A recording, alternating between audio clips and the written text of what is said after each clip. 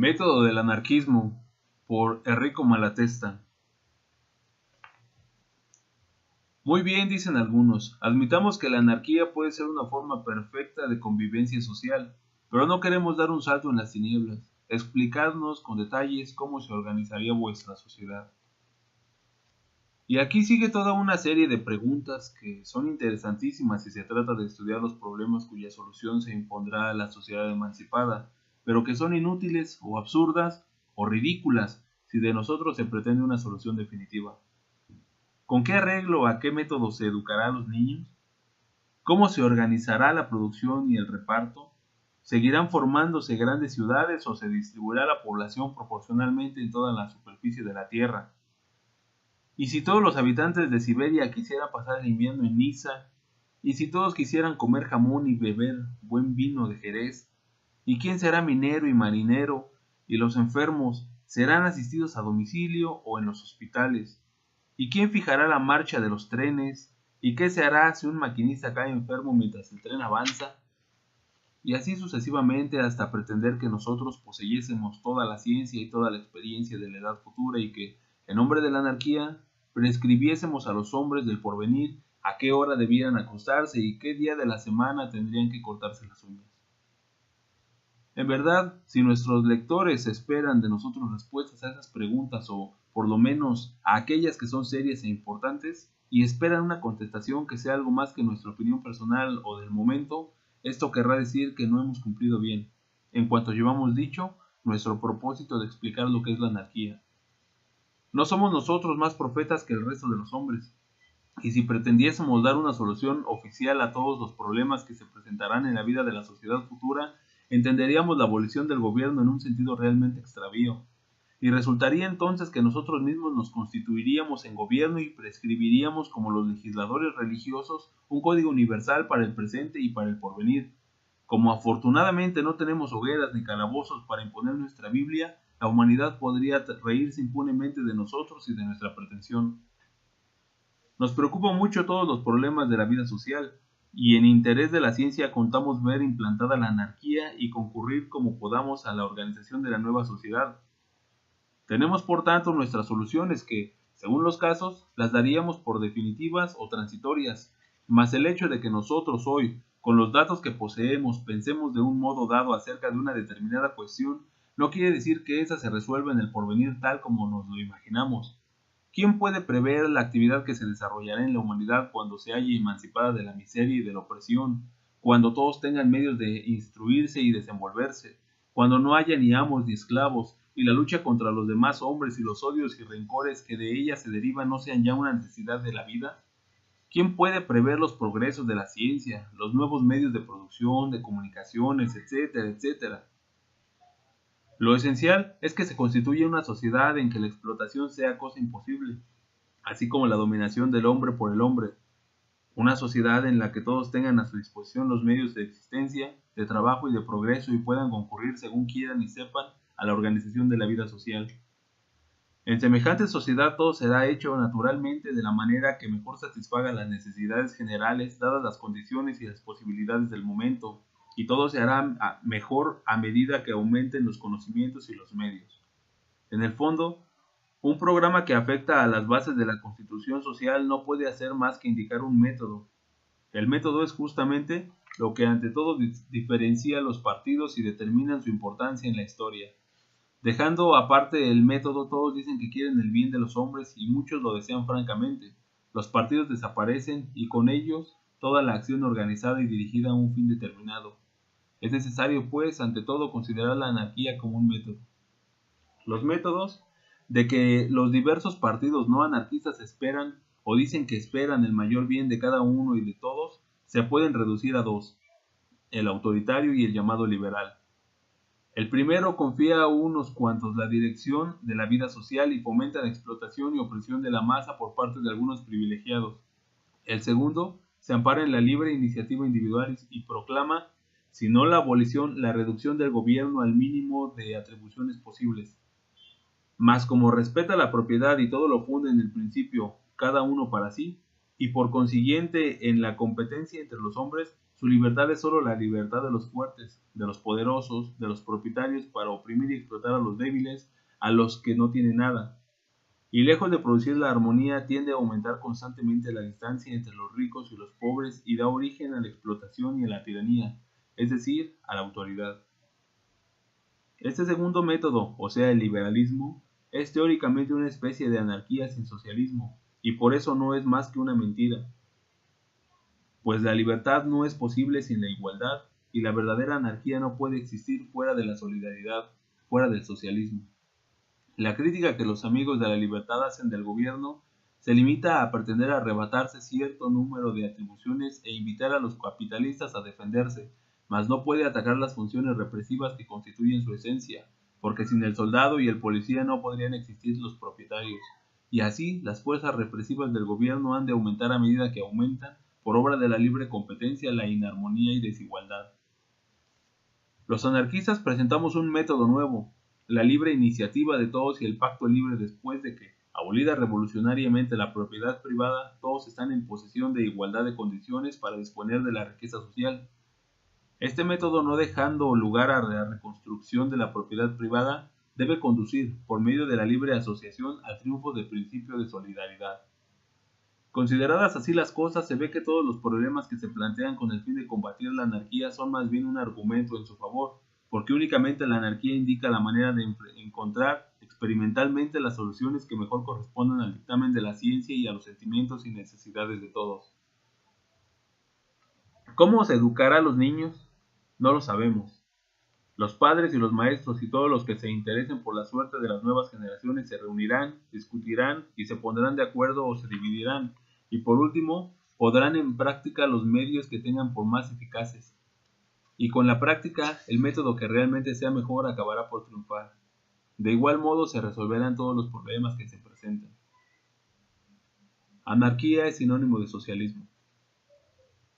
De cuanto se ha dicho, resulta que la anarquía, tal como la entiende el Partido Anarquista y tal como únicamente puede ser entendida, se basa en el socialismo. Así, si no fuese por las escuelas socialistas que rompen artificialmente la unidad natural de la cohesión social y por los equívocos con que se trata de estorbar el paso a la revolución, podríamos decir que anarquía es sinónimo de socialismo, porque una y otro significan la abolición de la tiranía y de la explotación del hombre por el hombre, ya se ejerzan mediante la fuerza de la bayoneta, ya mediante el acaparamiento de los medios de vida.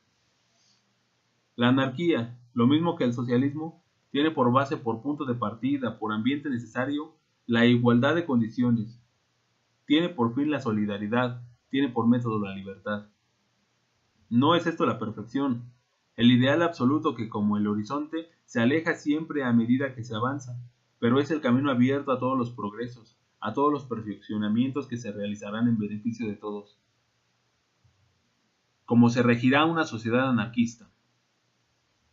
Una vez demostrado que la anarquía es el único modo de convivencia social que deja camino al mayor bien posible de los hombres, porque sólo la anarquía destruye toda clase interesada en tener en la miseria y en la esclavitud a la masa, una vez demostrado que la anarquía es posible porque realmente no hace más que desembarazar a la sociedad de un obstáculo el gobierno contra el cual hubo siempre de luchar para avanzar en su penoso sendero, los autoritarios se ocultan tras la última trinchera, con el refuerzo de muchos que, siendo fervientes amantes de la libertad y de la justicia, tienen miedo a la libertad y no pueden imaginarse una sociedad que viva y camine sin tutores y que, convencidos de la verdad, piden piadosamente que se deje la cosa para más tarde, para lo más tarde posible.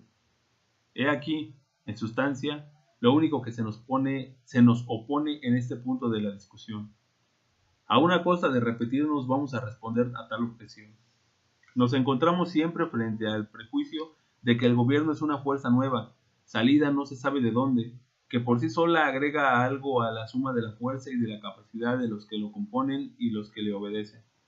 La verdad es todo lo contrario, esto es, que todo lo que se hace en la humanidad lo hacen los hombres, y el gobierno, como tal, no pone por su parte más que la tendencia a convertirlo todo en un monopolio a beneficio de un determinado partido o clase, y la resistencia a toda la iniciativa que surja fuera de sus consejos. Abolir la autoridad, abolir el gobierno, no significa destruir las fuerzas y las capacidades individuales y colectivas de la especie humana, ni la influencia que los hombres ejercen a porfía unos sobre otros. Esto equivaldría a reducir a la humanidad al estado de una masa de átomos inmóviles e inertes, cosa imposible y que sería la destrucción de todo organismo social. La muerte de la humanidad. Abolir la autoridad significa abolir el monopolio de la fuerza y de la influencia, significa abolir aquel estado de cosas en virtud del cual la fuerza social, o sea, la fuerza de todos, se convierte en instrumento del pensamiento, de la voluntad, de los intereses de un reducido número de individuos, quienes mediante la fuerza de todos suprimen en beneficio propio y de sus ideas la libertad de cada uno y de todos los demás. Significa destruir un sistema de organización social con el que el porvenir es acaparado entre una revolución y otra en provecho de los que vencieron por el momento. Es cierto que, en el estado actual de la humanidad, en que la mayoría de los hombres, presa de la miseria y la embrutecida por las supersticiones, yace en la abyección, los destinos humanos dependen de la acción de un número relativamente escaso de individuos. Es cierto que no se podrá conseguir que de un momento a otro todos los hombres se eleven lo suficiente para sentir el deber y hasta el placer de regular las propias acciones, de modo que redunden en el mayor bien posible de los demás. Pero si actualmente las fuerzas pensantes y directoras de la humanidad son escasas, ¿no es esta una razón para paralizar una parte de ellas y para someter muchas a unas cuantas particulares? No es una razón para constituir la sociedad de manera que, gracias a la inercia que produce una posición segura, gracias a la herencia, al proteccionismo, al espíritu del cuerpo y a todo cuanto constituye el mecanismo gubernativo, de las fuerzas más vivas y las capacidades reales acaban por encontrarse fuera del gobierno y casi privadas de su influencia sobre la vida social. Y las que gozan del gobierno, encontrándose fuera de su ambiente y sobre todo interesadas en mantenerse en el poder, pierden toda potencia de acción y solo sirven de obstáculo a la acción de los demás. Abolido este poder negativo, que es precisamente el gobierno, la sociedad será lo que puede hacer, dadas las fuerzas y la capacidad del momento. Si fuésemos hombres instruidos y deseáramos extender la instrucción, organizaríamos escuelas y nos esforzaríamos en hacer entender a todos la utilidad y el placer de instruirse. Y si fuésemos pocos y no hubiese quien se interesase por la instrucción, no podría un gobierno crear hombres de tales condiciones. Tan solo podría, como hace hoy, disponer de los pocos que hubiese, sustraerlos del trabajo fecundo, dedicarlos a redactar reglamentos que ha de imponer con la policía y de maestros inteligentes y apasionados a ser políticos, parásitos, hombres inútiles, preocupados con la imposición de sus ficciones y con su mantenimiento en el poder. Si fuésemos médicos o higienistas, organizaríamos el servicio de sanidad. Y como en el caso anterior, si no hubiese tales hombres, el gobierno no podría crearlos. Solamente podría, por la sospecha demasiado justificada que el pueblo tiene de todo lo que es impuesto, arrebatar a su crédito a los médicos existentes y hacerlos sacrificar como envenenadores cuando van a curar el cólera. Si fuésemos ingenieros, maquinistas, etc., organizaríamos los ferrocarriles, y si no hubiese quien lo hiciera, el gobierno una vez más no podría crear los hombres aptos para ello. Aboliendo el gobierno y la propiedad individual, no creará la anarquía fuerzas que no haya, pero dejará libre el campo a las manifestaciones de todas las fuerzas, de todas las capacidades existentes.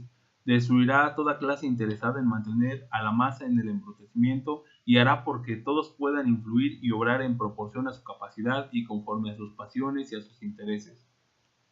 Tal es el único medio que haya para que la masa popular pueda elevarse, porque solo con la libertad se aprende a ser libre, como solo trabajando se aprende a trabajar. Aunque no tuviese otros inconvenientes, el gobierno tendría siempre el de acostumbrar a los gobernados a la sujeción y el de tender a hacerse cada vez más opresivo y necesario. Por otra parte, si se quiere un gobierno que eduque al pueblo y le prepare para la anarquía, es necesario indicar cuál sería el origen, el sistema de formación de ese gobierno. ¿Sería la dictadura de los mejores? Faltaría averiguar quiénes son los mejores. ¿Quién lo averiguaría? La mayoría está comúnmente tocada de viejos prejuicios y tiene ideas e instintos ya abandonados por una minoría más favorecida. Mas entre todas las minorías que se figuran tener razón, y todas pueden tenerla en cierta parte, ¿y con qué criterio se escogería para poner a su disposición la fuerza social, cuando solo el porvenir puede decidir el litigio? Si se trata de 100 partidarios de la dictadura, Se descubre enseguida que cada uno de ellos se figura que él debería ser, si no precisamente el dictador, uno de los dictadores, o por lo menos uno de sus más próximos consejeros. Así pues, dictadores serían todos los que de un modo o de otro tratasen de imponerse. Sería en su lugar un gobierno elegido por sufragio universal y por consiguiente la emancipación más o menos sincera de la voluntad de la mayoría. Mas si consideráis a los electores incapaces de proveer por sí solos a sus intereses, ¿cómo sabrán escoger los pastores que han de guiarlos? ¿Y cómo podrán resolver el problema de alquimia social que es la elección de un genio por el voto de una masa de imbéciles? ¿Y qué será de la minoría, que es por lo regular la parte más inteligente, más activa, más avanzada de una sociedad? El anarquismo y la revolución. Para resolver los problemas sociales en beneficio de todos solo hay un medio: acabar revolucionariamente con los Para resolver los problemas sociales en beneficio de todos solo hay un medio: acabar revolucionariamente con los detentadores de la riqueza social, ponerlo todo a disposición de todos y dejar que todas las fuerzas, todas las capacidades y toda la buena voluntad existente entre los hombres contribuyan a proveer a las necesidades de todos. Luchamos por la anarquía y por el socialismo, porque opinamos que la anarquía y el socialismo deben establecerse enseguida, es decir, que en el momento mismo de la revolución se debe destruir el gobierno, abolir la propiedad y confiar los servicios públicos, que en este caso abrazarán toda la vida social, a la acción espontánea, libre, no oficial, no autorizada de todos los interesados y de todos los voluntarios. No sabemos si en la próxima revolución triunfarán la anarquía y el socialismo, mas si la victoria es de los programas de transacción, será porque nosotros, por esta vez, habremos sido vencidos, nunca porque hayamos creído útil dejar en pie la más mínima parte del mal sistema que hace gemir a la humanidad. De todas maneras, tendremos sobre el porvenir la influencia del número que se hará sentir, la influencia de nuestra energía, de nuestra inteligencia y de nuestra transigente actitud. Aun cuando seamos vencidos, nuestra obra no será inútil, porque seremos más los decididos a proseguir la realización completa de nuestro programa, y menos gobierno y menos propiedad habrá en la sociedad que se constituya. Y nuestra obra habrá sido grande, porque el progreso humano se mide por la disminución del gobierno y la disminución de la propiedad privada. Si nos ocurre caer y no plegamos nuestra bandera, podemos estar seguros de la victoria para el futuro.